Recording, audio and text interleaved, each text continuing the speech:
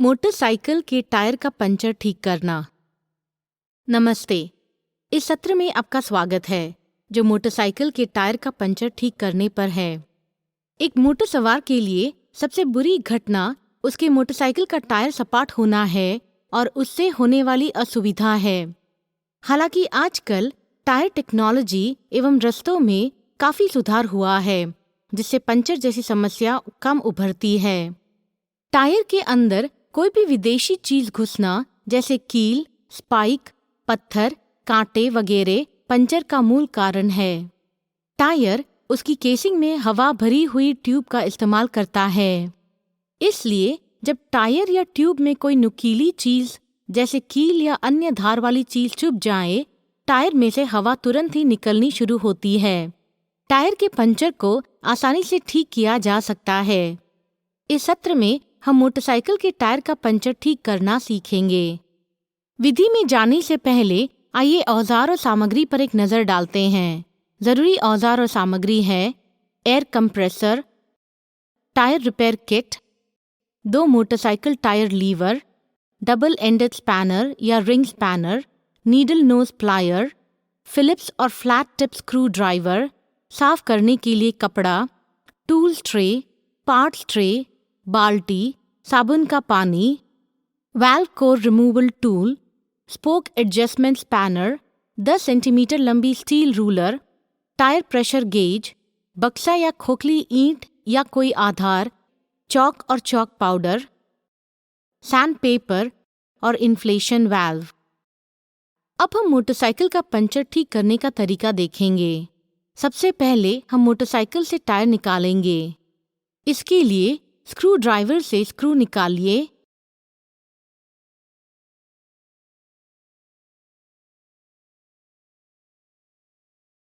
Front wheel के centre hub पर speedometer cable पकड़ते हुए केबल बाहर खींचिए।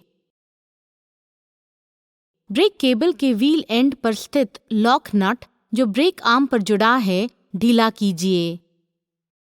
आर्म के पिवट पिन में से केबल खींचिए। पिवट पिन पार्ट्स ट्रे में रखिए। प्लायर से स्प्लिट पिन निकालिए। स्पैनर की सहायता से सेंट्रल हब पर स्थित एक्सल नट ढीला कीजिए। नट पार्ट्स ट्रे में रखिए। व्हील के दूसरे तरफ से एक्सल निकालिए। अब टायर गाड़ी से अलग हो चुका है। व्हील का वाल्व को रिसाव के लिए जांचिए। साबुन के पानी में अंगुली डुबाइए और वाल्व के सिरे पर इस तरह फैलाइए जिससे एक परत तैयार हो। वाल्व में अगर रिसाव है तो बुलबुले आएंगे। टिप: साबुन पानी की जगह आप थूक भी इस्तेमाल कर सकते हैं। अगर वाल्व में रिसाव है तो वाल्व रिमूवर से वाल्व कोर बदल डालिए। रिसाव फिर से जांचिए। यहाँ बुलबुले नहीं है, इसलिए वाल्व कोर बदलना जरूरी नहीं। व्हील सपाट जगह पर रखिए, ब्रेक ड्रम वाली बाजू नीचे रखते हुए। नोट: अगर फ्रंट टायर पर डिस्क ब्रेक है, व्हील सपाट जगह पर रखें, डिस्क बाजू ऊपर करते हुए। यहाँ फ्रंट टायर पर डिस्क ब्रेक नहीं है। वाल्व कैप पहले से ही निकाल चुके हैं। वाल्व कोर दबाते हुए हवा बाहर निकालिए। जब हवा पूरी तरह से निकल जाए तब वाल्व कोर रिमूविंग टूल से वाल्व कोर निकालिए। वाल्व स्टेम नट निकालिए और वाल्व स्टेम जरा सा धकेलिए। अगर बीट स्टॉपर लगाया गया है, लॉक नट ढीला कीजिए और बीट स्टॉप पर जरा सा नीचे की ओर ढकेलिए। यहाँ बीट स्टॉपर नहीं है। बीड कोलैप्स कीजिए टायर बीड ब्रेकर की सहायता से। जहाँ टायर और रिम मिलते हैं उसे बीड कहते हैं। अगर बीड ब्रेकर उपलब्ध न हो तो टायर के साइड पर चढ़कर बीड कोलैप्स कीजिए। कृपया रिम पर न चढ़ें। बीड रिम सेंटर में कोलैप्स कीजिए और टायर अपने स्थान से स्लाइड कीजिए। कपड़ा, स्पंज या मुलायम ब्रश से रिम और टायर के मिलाप भागों पर साबुन का पानी लगाइए। सुनिश्चित कीजिए कि बीड पूरी तरह से कोलैप्स हो गई है। टिप: टायर लीवर भीतर डालने से पहले कोलैप्स्ड टायर बीड के नीचे उंगली रखिए और ट्यूब महसूस कीजिए। अगर टायर और ट्यूब के बीच में उंगली है तो टायर लीवर उंगली के बगल में सरका दीजिए।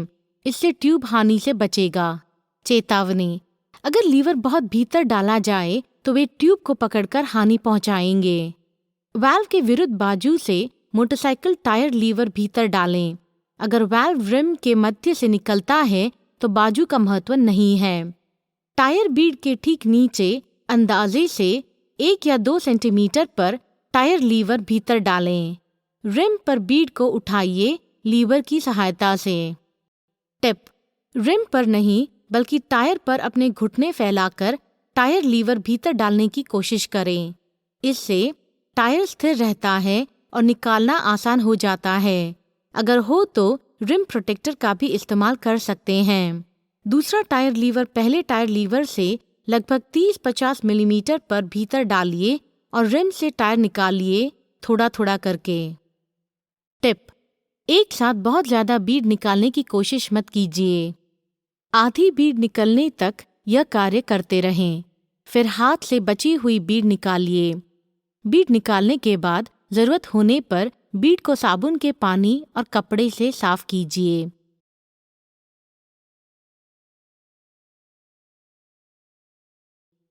वाल्व को टायर के अंदर पूरी तरह से दबाइए और ट्यूब को टायर से निकालिए। वाल्व कोर ट्यूब में फिर से लगाइए और 5 psi तक ट्यूब को फुलाइए।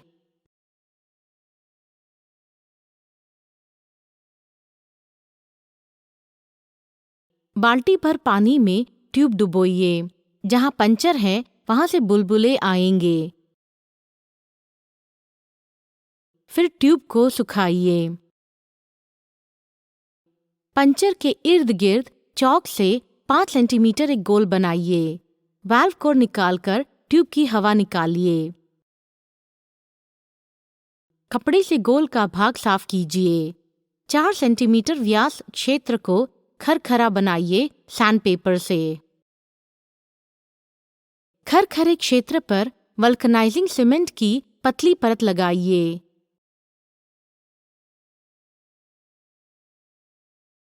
एक रबर पैच पर भी सीमेंट लगाइए जो पंचर सील करने में इस्तेमाल होगा।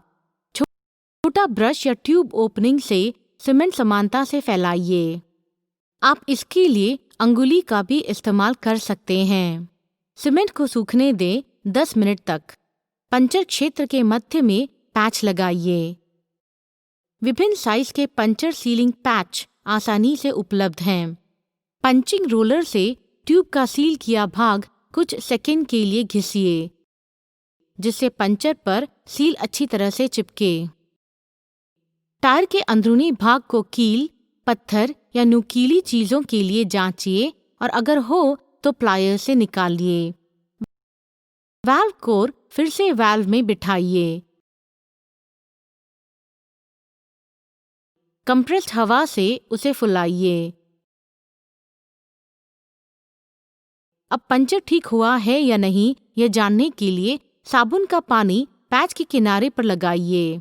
अगर बुलबुले निकलते हैं तो पंचर अभी ठीक नहीं हुआ है और बुलबुले नहीं हैं तो आप पंचर ठीक करने में कामयाब हो गए हैं। आप देख रहे हैं कि यहाँ बुलबुले नहीं हैं। अब वाल्व को निकालिए और टायर में से हवा निकालिए। टायर क्षेत्र के अंदरूनी हिस्से पर चॉक पाउडर लगाइए। हाथों से टायर में ट्यूब फिट कीजिए। ट्यूब समानता से रिम के चारों ओर फैलाइए, वाल्व को रिम होल की सीधी रेखा में रखते हुए। ट्यूब मुड़ नहीं रही है इस पर ध्यान दें। रिम होल में वाल्व स्टेम फिट कीजिए और लॉक नट चालू कीजिए, ज़्यादा न कसें, और वाल्व को वापस लगाइए। ट्यूब को 5 psi तक फुलाइए। वाल्व स्टेम सीधा है या जांचें। अगर नहीं तो रिम पर टायर खिसकाइए, सभी दिशा में थोड़ा थोड़ा करते हुए जब तक कि स्टेम सीधी न हो। वाल्व कोर को ढीला करके ट्यूब में से हवा निकालिए। वाल्व स्टेम लॉक नट को कसें। बीड पर हल्का सा साबुन वाला पानी लगाइए। इससे टायर को रिम के मध्य में लाने के लिए आसान होता है। हाथों से वाल्व स्टेम क्षेत्र के बीड पर जबरन टायर को बिठाइए। लीवर और घुटनों का इस्तेमाल करके धीरे धीरे दोनों तरफ सावधानी से रिम के इर्द गिर्द काम कीजिए जब तक आप मध्य तक नहीं आ जाते। नोट: टायर लीवर से ट्यूब और व्हील को नुकसान न पहुंचने दें। बीड का समेटा भाग घुटनों से पकड़ते हुए बीड की दूसरी बाजू को लगाइए। आधी बीड को बैठाने पर टायर लीवर 30-40 मिलीमीटर भीतर डालें लगाने के लिए। यही तरीका 3/4 बीड लगाने तक कीजिए।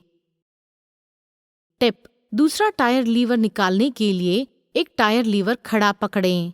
3/4 बीड बैठ जाने के बाद सामने तरफ की बीड जांचें। सुनिश्चित करें कि वह अभी भी रिम के मध्य में है। बीड का आखिरी हिस्सा लगाना अधिक मुश्किल है।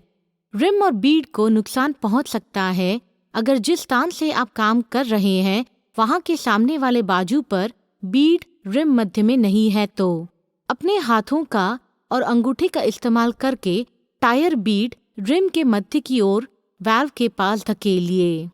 जब बची हुई बीड केवल 50-60 मिलीमीटर है तब दोनों लीवर ऊपर खींचिए। वाल्व कोर वाल्व के भीतर रखिए। लॉक नट कसिए। धीरे से टायर 8 psi तक फुलाइए।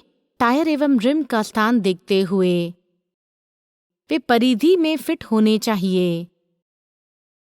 5 psi अधिक डालिए और दोबारा जांचिए। अगर रिम पर टायर समानता से नहीं बैठा है तो लकड़ी का ब्लॉक या मैलेट से ट्रेड सरफेस को टैप कीजिए जिससे वह भाग सरल समान हो जाए। टायर मानक अनुमोदित प्रेशर से 1.5 गुना हवा भरिए बीड को रिम पर बिठाने के लिए। फिर अनुमोदित स्तर तक लाने के लिए प्रेशर कम कीजिए। अब सवारी पर व्हील फिट कीजिए। सेंट्रल हब का भाग फिट कीजिए।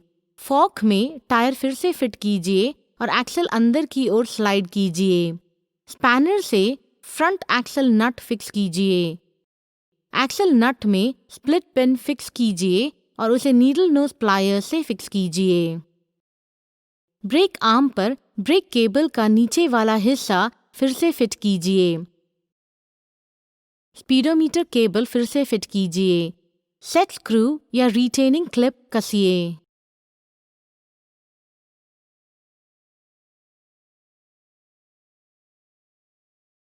इसी के साथ हम सत्र के अंत में पहुंच चुके हैं। इस सत्र में हमने मोटरसाइकिल का पंचर जांचना और ठीक करना सीखा। आशा है कि आपने इस सत्र का आनंद उठाया होगा। धन्यवाद।